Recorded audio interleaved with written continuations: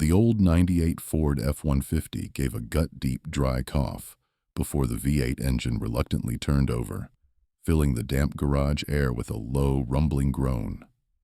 That sound was more than just an engine to me. It was the soundtrack to my life. I gave the dashboard a pat. Its gray plastic a spiderweb of cracks like a dry riverbed, or the weathered face of an old friend. "Come on, old boy," I muttered, my breath a small cloud in the chill. "Just one more trip, the most important one." On the passenger seat, carefully wrapped in an old, scratchy wool blanket Mary had knitted for picnics, sat a pine box. This wasn't just a box. It was my last will and testament, my manifesto. I'd spent a full week on it, though 40 years ago, the job would have taken me a day, tops. My fingers, gnarled with arthritis, didn't bend like they used to, and my back ached with every awkward move. But the hands remembered. The wood, like a faithful dog, sensed its old master and yielded to me, taking the shape I intended. Every corner was a perfect dovetail joint, every plank sanded to the smoothness of a river stone. The brass hinges and the heavy lock, which I'd salvaged from my mother's old hope chest, gleamed dimly in the garage's gloom.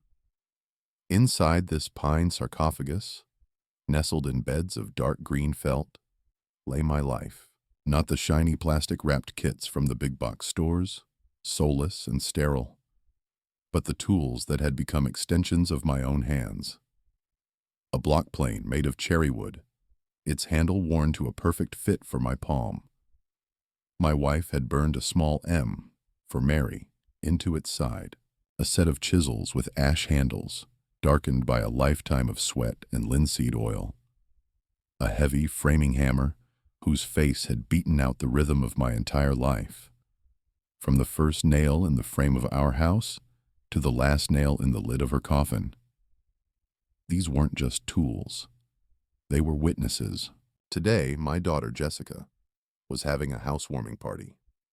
She and her husband Mark had finally invested in a real estate asset, as he so loftily put it. His language was as smooth and soulless as the house they'd bought. It was in one of those new subdivisions where the streets were named after trees. Maple Lane, Ash Court, Oak Drive, though there were hardly any actual trees. Just perfectly manicured, unnaturally green lawns and cookie-cutter houses that looked like they'd hatched from the same egg. No history, no scuffs, no soul. Just clean lines, huge windows, and cold white walls. It was a world I didn't understand, and one that, it was becoming clear, didn't understand me. The 40-minute drive down the highway was a journey through time. I gripped the wheel, staying in the right lane, my old pickup swimming in a current of faceless sedans and electric SUVs like a tired whale in a pod of dolphins. Billboards flashed by, advertising things I didn't want and services I didn't need. If I'd known 40 years ago, when I was pouring the foundation for our house, that at 70 I'd be an invisible ghost in family photos, I swear I'd have bought a fishing boat and sailed off to God knows where, instead of breaking my back for a future that had no room for me. The thought came with that quiet, bitter irony that had become my only companion since Mary died. When I finally parked my old Ford at the perfectly straight curb, it looked like a working-class museum exhibit against the backdrop of gleaming Teslas charging from their smart homes and German sedans whose paint jobs cost more than my whole truck. I climbed out with a grunt and carefully, as if it were a newborn, lifted out the box. It was heavy. Not from the weight of the wood and metal. It was heavy with the weight of 45 years of labor, hope, and disappointment. The house was buzzing like a disturbed hive, music with no melody, just a rhythmic beat, thumped from the open door, punctuated by bursts of laughter from people I didn't know. Jess, my little Jessie, floated among them like a butterfly in a light silk dress that looked like it cost more than my monthly pension. She looked happy and foreign, and her husband, Mark, stood at the center of a circle of men in perfectly pressed shirts, no ties, talking enthusiastically about scaling, tokenization, and passive income streams. He noticed me, and for a split second, his face flickered, something like annoyance, before he pasted on a wide, professional salesman's smile. "Roy, my man, good to see you." His handshake was quick, firm, and utterly empty. "Dad!" Jessica flew over, gave me a brief, one-armed hug, and pulled away. She smelled of some complicated, expensive perfume, with not a single note I recognized. "You made it. I'm so glad. Come on in. Make yourself at home." The irony was that I couldn't feel at home here, if I tried. She led me into a cavernous living room, where the furniture was arranged with such geometric precision. It felt like you could check it with a square. I felt like a bear in an operating room. Everything was white, gray, glass, and chrome. There wasn't a single corner for the eye to rest on, not a single object that invited a touch. The evening dragged on, painfully slow. I found a chair in a corner that looked uncomfortable, but was at least out of the way. I held a glass of water and watched this alien tribe. They spoke a language of crypto, IPOs, and meditation apps. The language I spoke, the language of inches and feet, of wood grain, and the tensile strength of a joint, was as dead in this world as Latin. When most of the guests had finally left, leaving behind a mountain of dirty glasses, I knew it was time. I rose slowly and walked out to my truck. I returned carrying the box in front of me, like a priest carrying the sacrament. The only people left in the room were Jess, Mark, and a couple of their close friends, who were lazily dissecting the latest episode of some trendy TV show.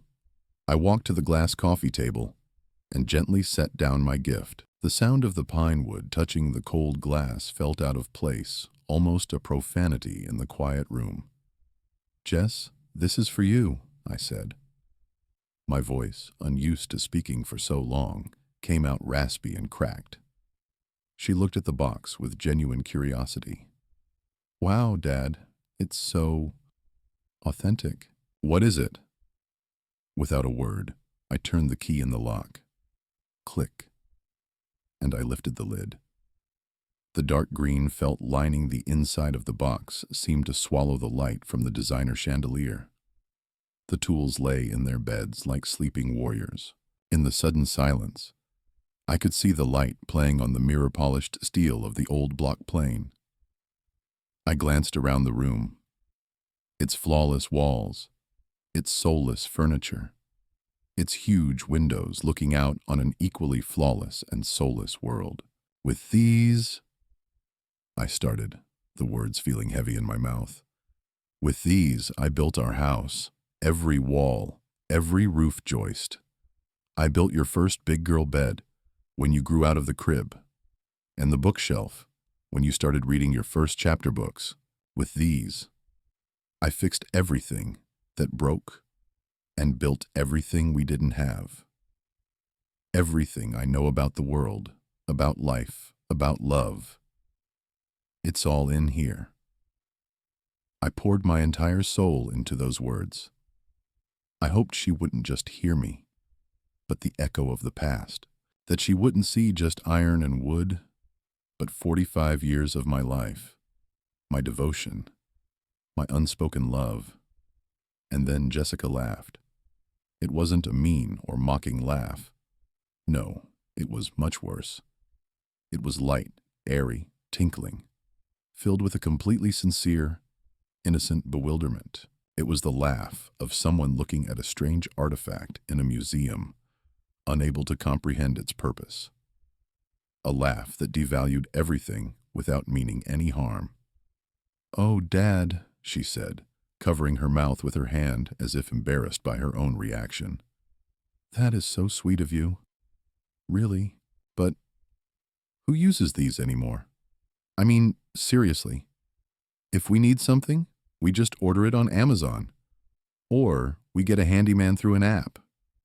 Nobody does that anymore. Mark, her husband, chuckled, supporting her levity. Yeah, Roy, times have changed. Manual labor is more of a niche hobby for enthusiasts these days. Like calligraphy.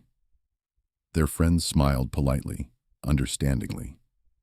In that moment, the entire vast, noisy world shrank for me to the size of that toolbox and her laugh. I looked at my daughter's face, the same face I'd kissed goodnight every night, the same face I would have moved mountains for. And I found nothing. No understanding. No empathy. Not even an attempt to understand. Just a void. She hadn't just rejected my gift. She had erased my life. She took my entire past, my very essence, and slapped a price tag on it.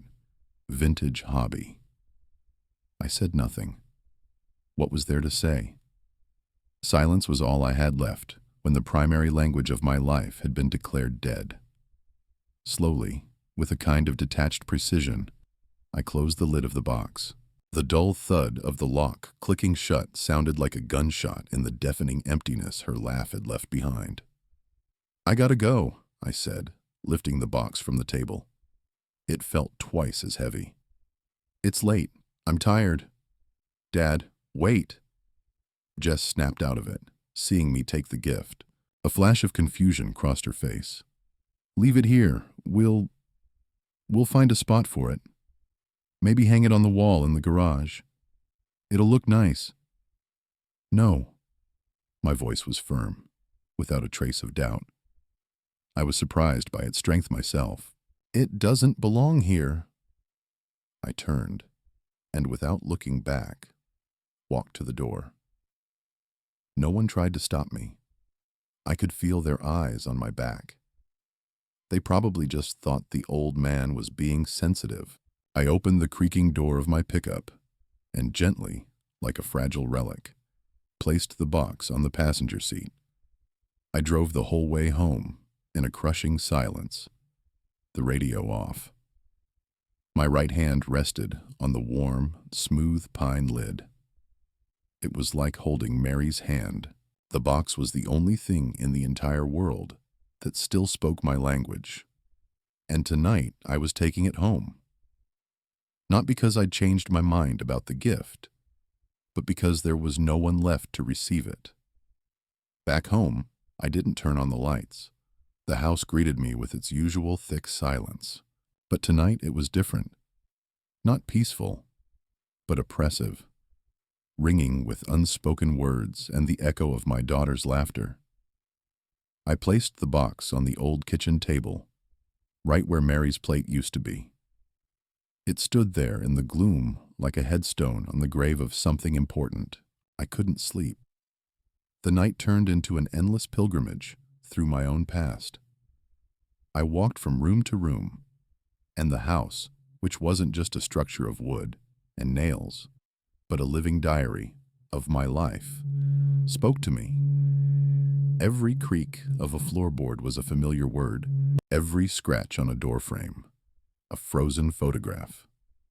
Here, in the living room, I'd laid this oak flooring, plank by plank. It was hellish work.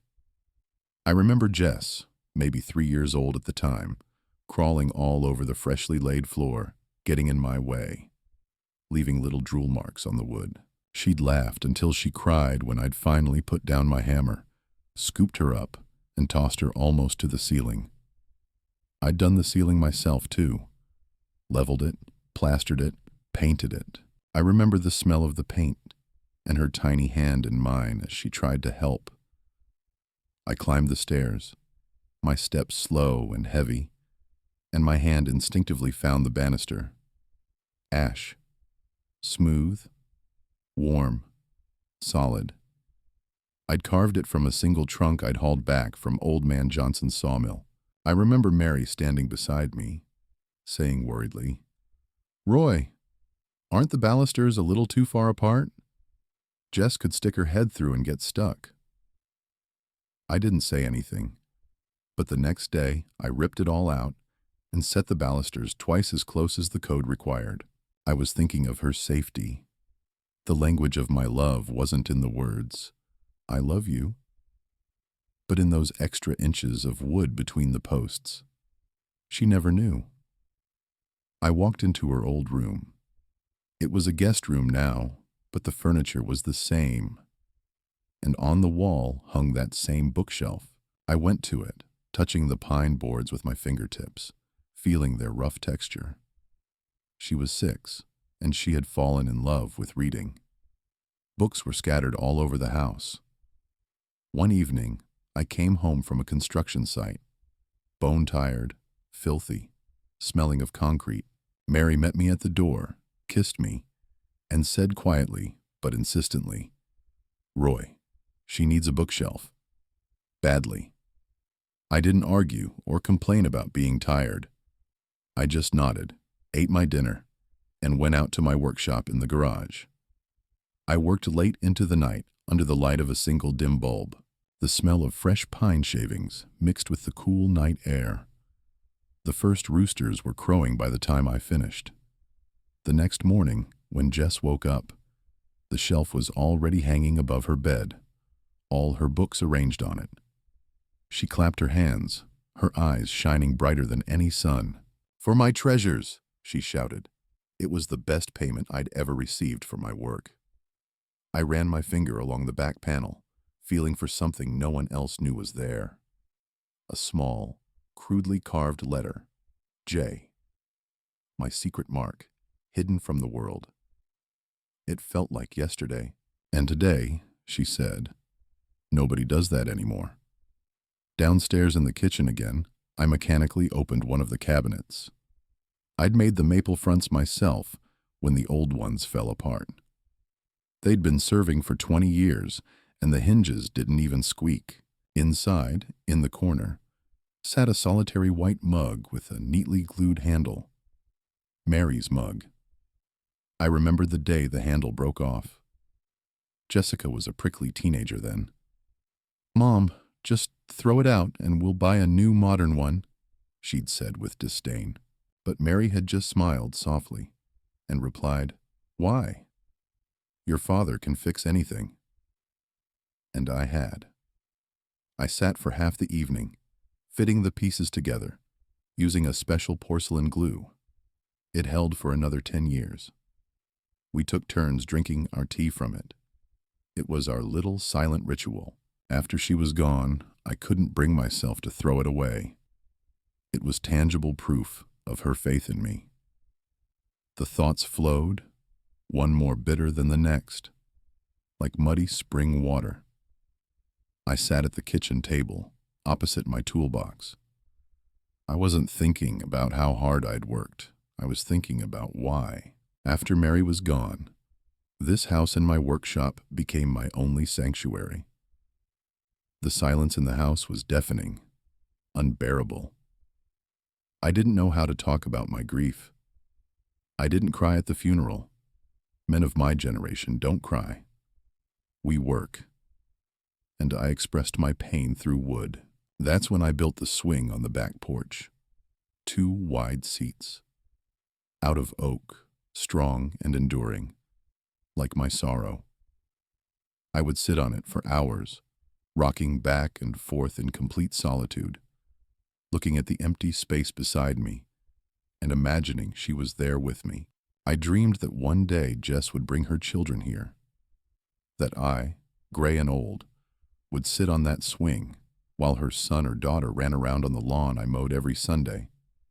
And when something in their brand new house broke, she would say, "Don't worry, we'll call Grandpa. He can fix anything." And I would get out these very tools, and my calloused old hands would teach my grandson's small, clumsy hands. I would pass on to him not just a skill, but something much more. A sense of self-worth, the understanding that you can build your own world, fix it, make it cozy and safe. That your hands are not just appendages, but instruments of your will. With a trembling hand, I opened the box. I picked up the block plane. Its cherry handle was warm, fitting perfectly in my palm as if it were molded for it. On the side, once, in one of those endlessly long and lonely nights after the funeral, I had carved a tiny inscription. I was thinking of Jessica then, thinking that these tools were the only real inheritance, the only thread connecting the generations, that I could leave her. The inscription was barely visible. For her, forever. For her, I whispered into the emptiness of the kitchen, and the word echoed with bitterness. My daughter's laugh rang in my ears again. Light, carefree, lethal. I've stayed quiet for 20 years, I thought, staring into the black square of the window, where my tired face was reflected. Guess I swallowed more than I should have. I stayed quiet when her first husband, and then the second, looked down on me with polite condescension, as if I were a piece of furniture. I stayed quiet when she only called to ask for money, not even asking how my health was. I stayed quiet when she forgot my birthday, year after year. I stayed quiet because I had promised Mary I would always take care of her. I thought my silence was stoicism, manly fortitude, strength. It turned out it was just a slow form of suicide. They didn't just stop noticing me. They erased me from their lives, leaving only a function, an old ATM in an old house. On that long, bitter night, I realized a terrible thing. The house I had built to protect my family had become my prison, full of the ghosts of the past, and the tools with which I had built it were sacred relics of a dead language that no one in the universe spoke anymore. A week went by. The phone remained silent, just as I'd expected. In Jessica's world, I was the one who had acted weird and sensitive. Taking back my cute vintage gift, she wouldn't call to apologize because, in her frame of reference, there was nothing to apologize for. I spent that week in a thick, viscous fog, like an early November morning. The days blurred into one gray, sluggish lump. I wandered through my house like its last inhabitant, feeling the walls I had built with such love to provide comfort and protection, now slowly closing in, threatening to crush me with their weight. I forced myself to go out onto the back porch. The air was damp and smelled of decaying leaves. I sat down on that same oak swing. Its measured, mournful creak was the only sound breaking the dead silence. I looked at my old pickup parked by the garage. Its paint was faded. Rust was starting to show on the fenders, but it was still running. This old Ford had seen more than any of my daughter's trendy friends. It had taken me to work in snowstorms and in scorching heat. It had hauled the lumber for this house. Jessica, wrapped in a blanket, had her first ride in its front seat, coming home from the hospital. I had driven Mary to the hospital for the very last time in it. It wasn't just a piece of metal. It was a silent witness to my life. In the pocket of my old jeans, the phone vibrated, sharp and unpleasant. An unfamiliar number. I swiped the screen with an effort. Mr. Roy Carter. The voice on the other end was young, energetic, and completely impersonal, like a recorded message. Speaking. My name is Alan Hughes, representing Premium Estate Solutions. I'm calling about your real estate property at 14 Elm Street. My house? I frowned, not understanding where he was going. That's correct.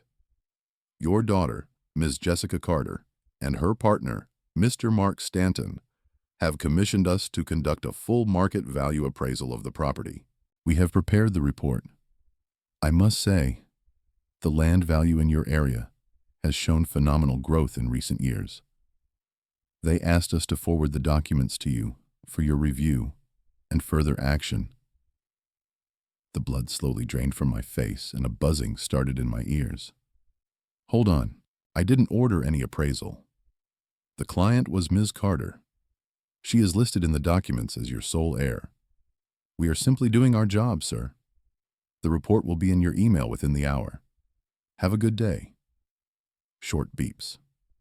I sat on the swing, unable to move, clutching the useless phone in my hand. They had appraised my house, without asking me.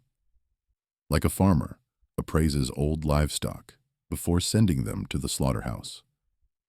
They had appraised the place where my love was born and died, where my daughter grew up, where my entire life had unfolded. An hour or an eternity passed. I forced myself to get up, go inside, and turn on the old humming laptop. It took forever to boot up. Finally, I opened my email. There was a message with the Premium Estate Solutions logo. I downloaded the file.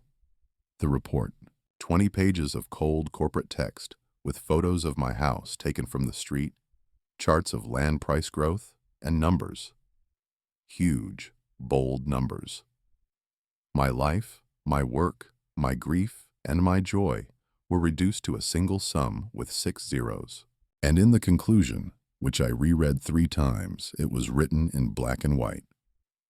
The primary value is represented by the 2-acre land plot. The structure itself is morally and physically obsolete and does not meet modern standards. Demolition is recommended for the subsequent construction of a modern residential complex. Demolition. The phone rang again. This time, her name flashed on the screen. Jess. I pressed the answer button. My hands were trembling slightly. Dad, hi. Did they call you from the agency?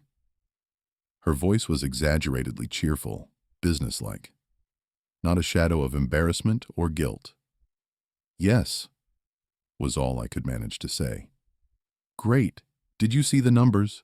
Can you believe it? It's just incredible. Mark says it's a gold mine. Dad, listen carefully. We have a genius idea. We're developing a startup. It's an app for optimizing personal efficiency. It's in high demand right now. But we need seed capital. If you sell the house, you'll get a fortune. You can buy yourself a chic little apartment in a new retirement community, Golden Sunset, or something.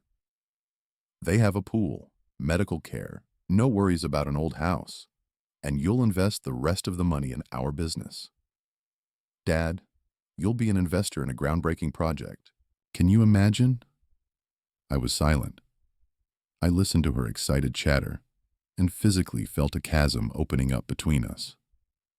We didn't just live in different worlds.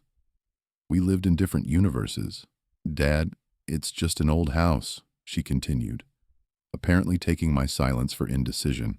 It's falling apart, full of drafts, and requires constant repairs. It's an asset, Dad. An asset that needs to be used, not held onto for sentimental reasons. You need to think like an investor, not like, well, you know. Yes, I knew. I didn't think like an investor. I thought like a father, like a husband, like a man who had poured his soul into these walls. Not just his money. This old house, Jessica. My voice was quiet, but it had the hardness of frozen earth. Is the house where your mother lived and died. Dad? Mom's been gone for 10 years. She would have wanted us to move forward, for you to live in comfort, and for me to achieve my dream. Her comfort, her dream, at the cost of demolishing my world. At that moment, I felt no anger, no resentment. I felt something inside me, which had been holding on by a thin, worn thread of patience and fatherly love all these years, snap with a dry, distinct crack. Click. I had already opened my mouth to say something final, irreversible, when my gaze accidentally fell on the open social media page on the laptop screen. There was a new video, posted a couple of days ago on Mark's page, where Jess was also tagged. Without thinking, I clicked play, a video shot, on a phone at some family gathering. The camera was shaking from the operator's laughter. In the center of the frame was Mark's grandnephew, a pimply teenager of about 16. He was holding an old hand-crank drill, similar to mine, and with a comically concentrated expression, was trying to drill a hole in a board, mimicking the movements of an old man. In the background, there was a chorus of laughter. The camera zoomed in on the boy's face, who, making a grimace, said in a creaky voice, "I'll just fix the internet for you youngsters." Under the video was the caption, "Grandpa trying to fix the Wi-Fi with Stone Age technology, boomer natures old school, and humor." And under the video was a comment from my daughter Jessica, one word, and 3 laughing so hard. "I'm crying" emojis. LOL. There it was. The second blow, the kill shot. Not just the request to sell the house, not just the cold, cynical calculation, but public humiliation, mockery. That boy in the video was a caricature of me. And she, my daughter, was laughing along with everyone else. I slowly, very slowly, closed the lid of the laptop. The sound was final. "Dad, are you there? Hello?" Jess's impatient voice came from the phone. I took a deep breath. The raw air filled my lungs with a cold and astonishing clarity. The fog in my head dissipated. The pain didn't go away, no. It just stopped being paralyzing and nagging. It crystallized. It turned into fuel. "Yes, Jessica, I'm here," I said in a level, calm, completely alien voice. "I heard everything, and I saw everything. Don't call me about this again. The conversation is over." Without waiting for a reply, I pressed the end call button. For the first time in 20 years, I hung up first. The click inside turned into action. Enough. Enough of being a ghost in my own house. Enough of being the silent foundation for others' ambitions. If they wanted to demolish my world, I would at least walk out of it on my own 2 feet. With dignity. Like a man. Firmly. The next morning, I was awake long before the alarm clock. For the first time in months, I didn't feel the weight of apathy, that suffocating heaviness in my chest. In its place was a cold resolve, sharp as a chisel's edge. I went downstairs without turning on the main lights and brewed coffee in the old stovetop percolator. Strong, black, and bitter, just the way I drank it at 4 in the morning before a shift on the construction site 40 years ago. I didn't sit down. I drank it standing by the window, watching the gray pre-dawn world reluctantly emerge from the darkness. After finishing my coffee, I rinsed the mug and walked out to the workshop. I pulled open the heavy door, and the concentrated scent of my life hit me. The smell of sawdust, old oil, cold steel, and time itself. This was the smell of reality. I flipped the switch. A single bulb flickered on, and in its yellow light, a million dust motes began their slow, silent dance. For years, I'd only come in here to fix a chair or sharpen the garden shears. Now I was back. For real. I forced myself not to think about Jessica, not to think about Mark, not to think about the house they wanted to tear down. I pushed all thoughts from my head, leaving only one, vague but insistent, purpose. I walked to the far corner of the workshop, where something large was looming under an old, stiff tarp. I grabbed the edge of the tarp and pulled it off with a heave. Dust billowed up in a cloud. Underneath rested the skeleton of an old wooden dory. Mary and I had bought it at an estate sale for next to nothing, maybe 5 years before she got sick. It was in terrible shape, but we dreamed that when I retired, we'd restore it together and go fishing on Lake Michigan. Life, as it does, had other plans. The boat had been sitting here ever since, a monument to a dream that never came true, covered in a thick layer of dust and cobwebs. I ran my hand along its rough, peeling hull. The wood was dry, cracked in places, but the bones, The oak keel and ribs were solid. There was still life in it. It just needed to be woken up. "Well, Mary," I whispered into the quiet of the workshop, "looks like our time has come. Only now, I'll be sailing alone." I walked to my workbench and opened my toolbox. I took the tools out one by one, not rushing, almost reverently, and laid them out. The block plane, the chisels, the card scrapers, the draw knife, the hammer.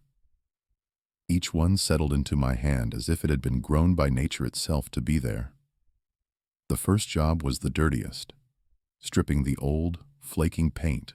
The sharp steel scraper bit greedily into the cracked layers, peeling them away in sheets to reveal the clean, pale, tired wood underneath. This monotonous physical labor was like a cleansing ritual. Ape. Ape. With every stroke, I wasn't just scraping away old paint. I was scraping away the years of humiliating silence, the accumulated hurts, the disappointments. I was scraping off the hardened crust of the role of the quiet, dependable old man. I worked all day without a break. I forgot about food. I only drank water straight from the garden hose every so often, like I did in my youth.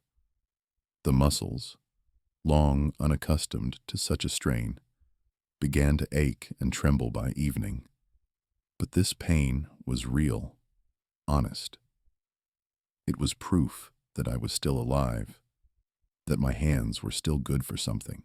That evening, filthy and bone-tired, I got in my pickup and drove into town. Not to a bank or a lawyer's office. I drove to a small, almost forgotten marine supply shop down by the old docks. I bought a large can of epoxy resin, several cans of expensive marine varnish, a box of copper nails, and a thick coil of tarred rope. The proprietor, a gray-haired old man with a weathered face and hands as calloused as my own, looked at my purchases, then at my hands, stained with paint and sawdust, with a look of respect. We barely spoke, just exchanged a few words about the weather, but we understood each other perfectly, without words. The following days were spent patching cracks and replacing rotted planks. I mixed the resin, carefully filling every gouge and crevice, millimeter by millimeter. It was meticulous, meditative work, demanding the very patience I had squandered on my family for decades. Now I was spending it on myself, on my future, on my own dream. 2 weeks passed, and the phone, which had been silent, exploded. Jessica, of course, was the first to call. "Dad, what's going on? I just got a notification that my car payment was declined. I checked our joint account and it's empty. You didn't transfer the money this month." Her voice was trembling with panic and poorly concealed outrage. I was sanding the hull of the boat at that moment. The fine grit sandpaper was singing under my hand, turning the rough surface to silk. "Everything's fine, Jessica," I answered calmly and evenly. "I've just made some changes to my monthly expenses." "What changes?" "Dad, we were counting on that money. I have a lease." "Yes," I said, not stopping my work. "I suppose you and Mark will have to review your budget and learn to count on yourselves." There was a dead silence on the line. Then she slammed the phone down. I could even hear the sound of it. A day later, Mark called. His tone was no longer patronizingly friendly, but openly hostile. "Roy, I don't know what kind of game you think you're playing, but this isn't funny. We're in the final stages of negotiations with our investors, and we need confirmation of your financial participation. What have you decided about selling the house?" "The house is not for sale, Mark. It's my house," I said. I set aside the sander and picked up a block plane to true the edge of a new plank. The sound of it shearing off a shaving as thin as paper was the best music in the world. "You can't do this to us. We were counting on you. Jessica is your only daughter." "Yes," I said, admiring the perfect curl of the wood shaving. And I was her father for 45 years. I believe my job in that capacity is done. You're adults now. Self-sufficient people. Learn to handle it yourselves. And I hung up. I felt no shame, no fear. I felt only a surprising, crystal clear calm. I was no longer their resource, their asset. They wanted me to think like an investor? Fine. I had made the most profitable investment of my life. I had invested in myself. The next day, I drove to the bank and closed that savings account, the one I had opened years ago for my future grandchildren.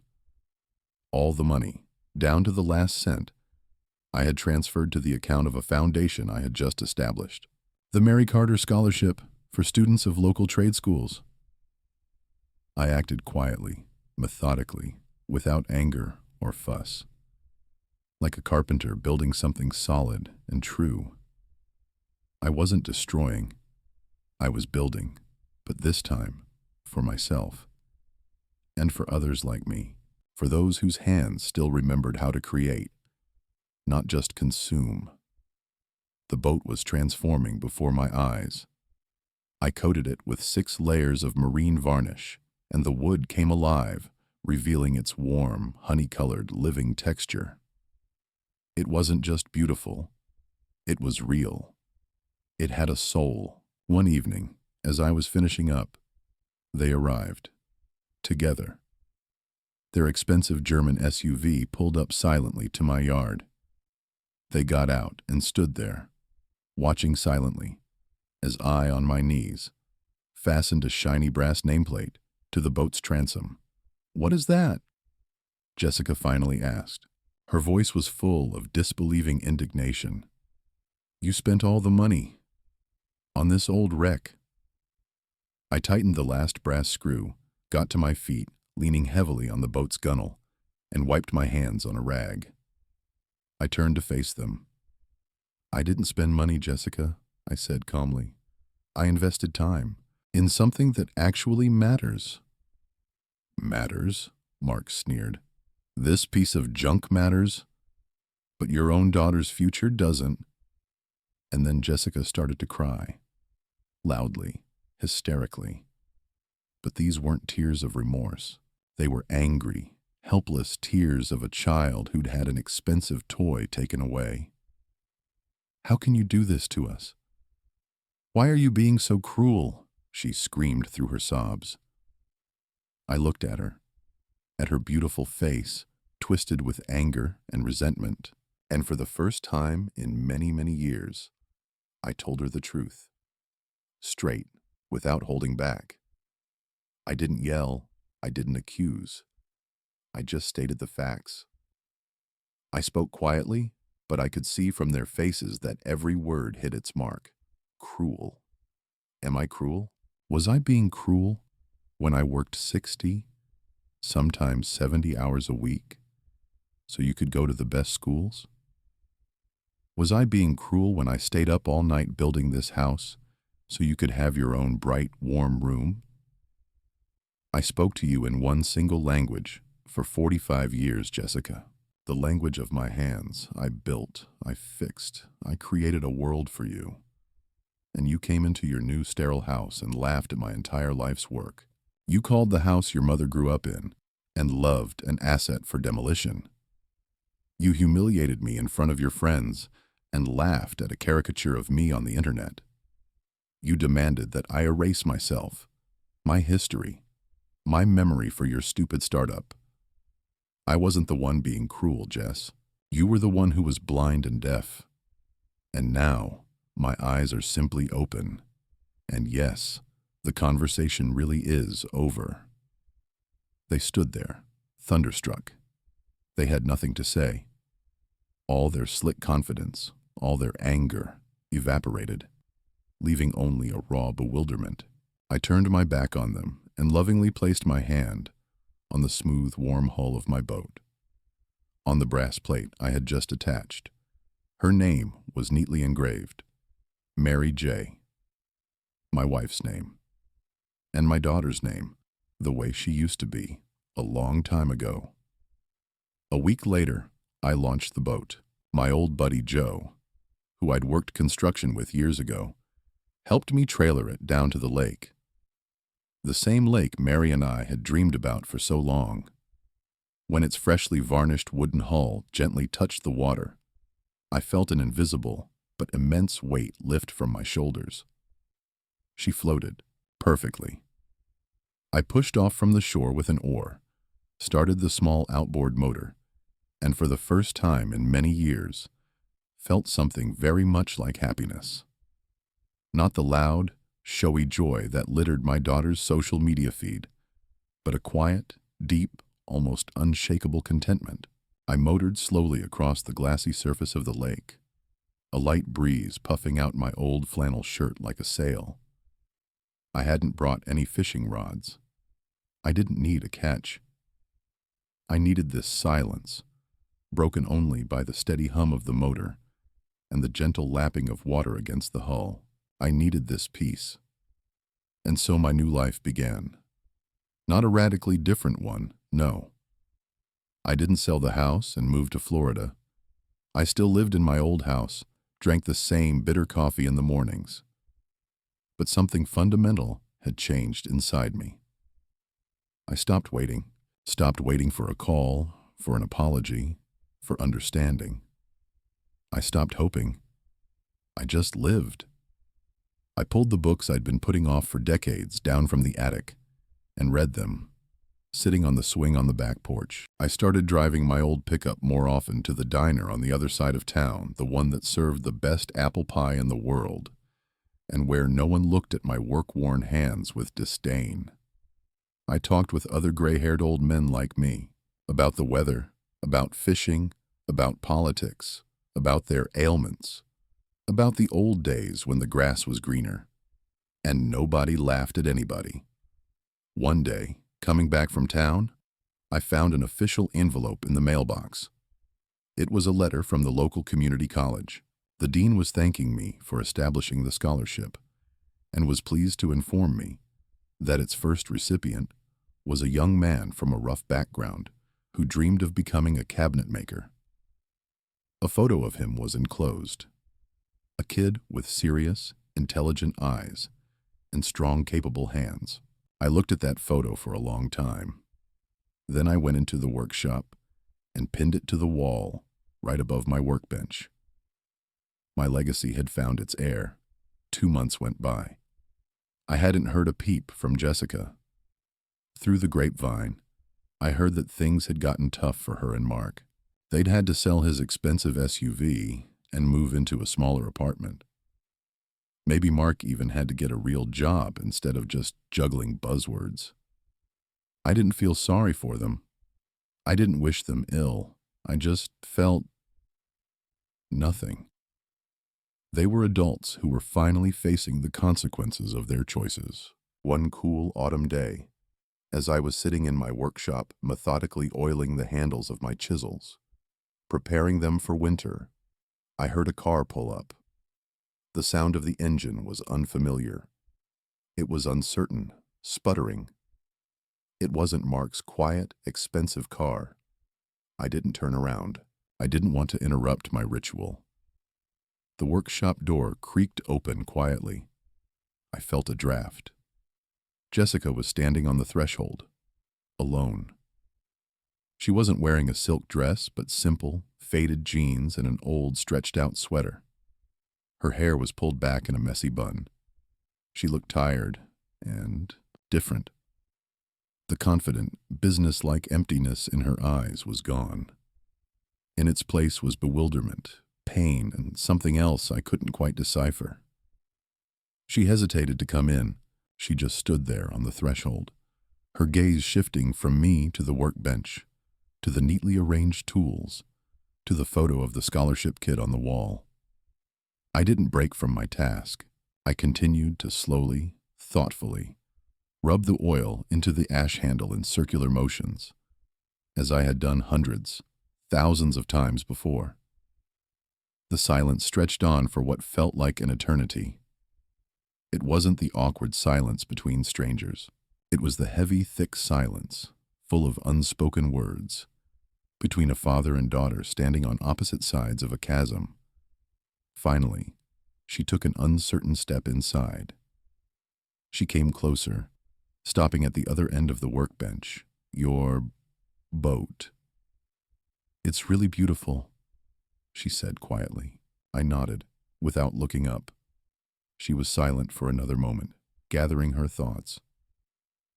"Mark and I split up. For good. He said I'd become unambitious and toxic, that I'd stopped striving for more." A bitter irony laced her voice. It seemed she was finally beginning to understand the true cost of that fashionable language. I kept working. She ran her finger across the dusty surface of the workbench, leaving a clean, damp streak. "Dad, I've been thinking a lot about that day, the housewarming, about your gift." Her voice trembled. "I was such an awful fool. So blind." Then I set down the tool. I looked up at her. For the first time in a long time, I really looked at her, not through the lens of my own hurt, and I didn't see a calculating businesswoman. I saw my little lost daughter. She met my gaze. Her eyes were filled with tears, but this time, they weren't tears of anger or frustration. They were quiet, bitter tears of remorse. "Teach me," she whispered, so quietly I could barely hear. I frowned, not believing my ears. "Teach you what?" "This," she said, gesturing with a trembling hand around the workshop. "All of this. I don't know why. I probably won't be able to do anything right. I'm all thumbs. I just want to understand. To understand what I've never understood my whole life. Please, Dad, I want you to teach me." I looked at her for a long time. At her thin, elegant hands with their broken nails, hands that had never known hard work. I saw her fear, her doubt, but I also saw desperate sincerity. For the first time in many, many years, I didn't say, "I forgive you." I didn't say, "Of course, sweetie." Words would have been superfluous and false here. They belonged to the world we had both left behind. I silently stood up. I picked up a small block of smoothly sanded maple and a simple carpenter's hammer. I placed the block on the workbench. I walked right up to her. I took her right hand in mine. Her fingers were ice cold. I gently placed her palm on the warm, smooth surface of the wooden block. Then I covered her thin hand with my own. Large, rough, covered in a network of scars and old calluses. She flinched at my touch but didn't pull her hand away. I said nothing. I just stood there beside her, in the quiet of the old workshop, our hands resting together on the piece of wood. Her hand and mine on top of it, protecting, guiding, warming. In that very moment, in the thick silence that smelled of wood and hope, something new began. Not a return to the past, not the forgiveness of old wounds, but the slow, painstaking construction of something fragile and real, on my terms. In a language she finally wanted to learn, my gaze fell on my old toolbox, sitting on a shelf. Next to the burned letter M, I had attached a small brass plate a few weeks ago, which I had engraved myself. On it were just a few words, made by hands, remembered by heart.